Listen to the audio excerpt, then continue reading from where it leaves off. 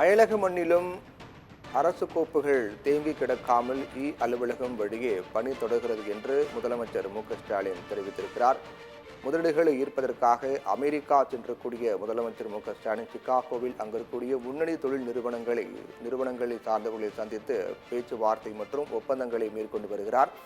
அதற்கிடையே அவ்வப்போது அறிக்கைகள் வாயிலாக தமிழகத்தில் நடக்கக்கூடிய நிகழ்வுகள் பற்றியும் அவர் அவ்வப்போது வெளிப்படுத்தி வருகிறார். அதனுடைய ஒரு பகுதியாக தற்போது அவர் அயலக மண்ணிலும் அரசு கோப்புகள் தேங்கி கிடக்காமல் அலுவலகம் வழியே இந்த பணிகளை தான் மேற்கொண்டு வருவதாகவும் தொடர்ந்து தமிழகத்தில் நடக்கக்கூடிய நிகழ்வுகளை கண்காணித்து வருவதாக இதன் மூலமாக அவர் தெரிவித்திருக்கிறார்.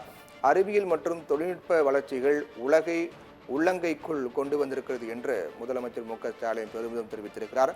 இதன் மூலமாக அமெரிக்காவின் சிகாகோவில் இருந்து ஆபீஸ் மூலம் பணிகளை தொடர்ந்து கொண்டிருக்கக்கூடிய முதலமைச்சர் மு.க.ஸ்டாலின் அதை உறுதிப்படுத்தக்கூடிய வகையில் இந்த தகவலை வெளிப்படுத்தியிருக்கிறார்.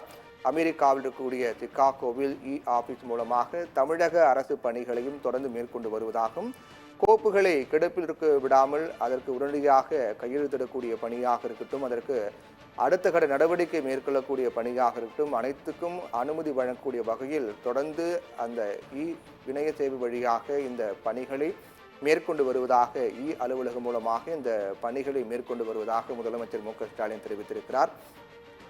அரசு முறை பயணமாக அமெரிக்காவில் இருக்கக்கூடிய முன்னணி நிறுவனங்களுடன் புரிந்துணர்வு ஒப்பந்தம் மேற்கொள்வதற்காக முதலீட்டை ஈர்ப்பதற்காக அமெரிக்கா சென்றக்கூடிய முதலமைச்சர் மு.க.ஸ்டாலின் 2030ஆம் ஆண்டுக்குள் $1 டிரில்லியன் அமெரிக்க டாலர் என்ற அளவில் பொருளாதாரத்தை மேம்படுத்த தமிழ்நாட்டில் இருக்கக்கூடிய பொருளாதாரத்தை மேம்படுத்த தீவிர முயற்சிகளை மேற்கொண்டு வருகிறார். அதன்படி தொடர்ச்சியாக ஒவ்வொரு ஆண்டும் அவர் வெளிநாடுகளுக்கு சுற்றுப்பயணம் செய்து அங்கு இருக்கக்கூடிய தொழில் நிறுவன உரிமையாளர்களிடம் பேச்சுவார்த்தை மேற்கொண்டு ஒப்பந்த பணிகளை மேற்கொண்டு வருகிறார். அந்த வகையில் கடந்த 27ஆம் தேதி அமெரிக்கா சென்ற முதலமைச்சர் மு.க.ஸ்டாலின் முதற்கட்டமாக சான் பிரான்சிஸ்கோவில் இருக்கக்கூடிய முன்னணி நிறுவனங்களை சந்தித்து அதன் மூலமாக புரிந்துணர்வு ஒப்பந்தங்கள் மேற்கொள்ளப்பட்டு கையெழுத்தானது.